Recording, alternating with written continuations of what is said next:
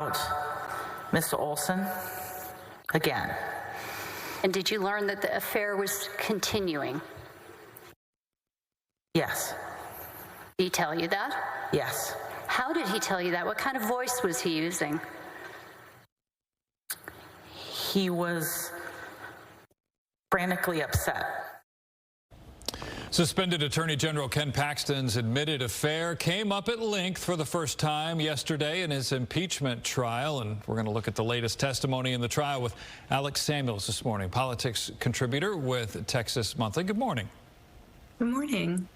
So Paxton's former chief of staff testified to hearing Ken Paxton confess to an affair and seeing his wife, Senator Angela Paxton's emotional reaction. So how does any of this play into some of the other allegations that Paxton is facing? Well, prosecutors are trying to establish that Paxton's infatuation with this woman with whom he was having an extramarital affair, again, her name is Laura Olson, had interfered with the functioning of the AG's office. And the person you just heard from, Paxton's former chief of staff, testified that she told Paxton that the secret affair could open him up to bribery and misuse of office.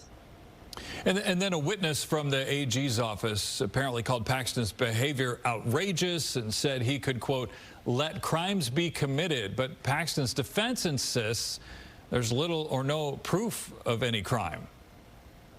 Yeah, so both sides are essentially trying to, what the House impeachment lawyers are trying to do is make the case that Paxton used his office, misuse of office, bribery charges, and really Paxton's defense team, they haven't called their own witnesses yet, but really what they're trying to do is discredit these witnesses that the House impeachment managers are bringing forward. So they both have only a little bit of time left on the clock, but I think the main strategy right now by the defense team is really just to discredit and try to undermine the whistleblowers in this case that brought the lawsuit against Paxton.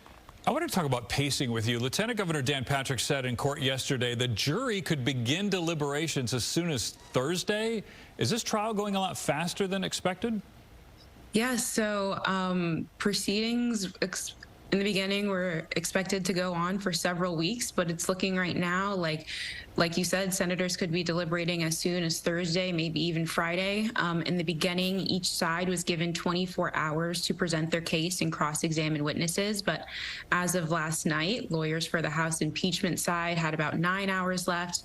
Paxton's defense lawyers have around 12 hours left. So they'll go at it again today at 9 a.m. and they will be going strong until about 6:30 or 7 p.m. And then after that, each side will then have 1 hour for rebuttal, 1 hour for closing arguments before senators begin deliberating. Right. And when you say going at it, there was a word we heard a lot from both sides in this trial over and over again, objection. Was that pretty typical?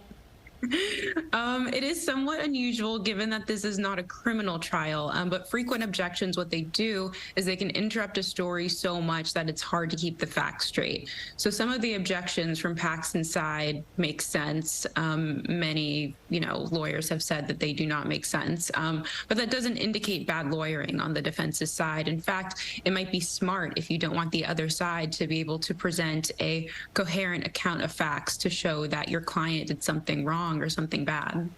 All right. We will continue to watch it. Alex Samuels, politics contributor with Texas Monthly. Appreciate your time this morning. Thanks.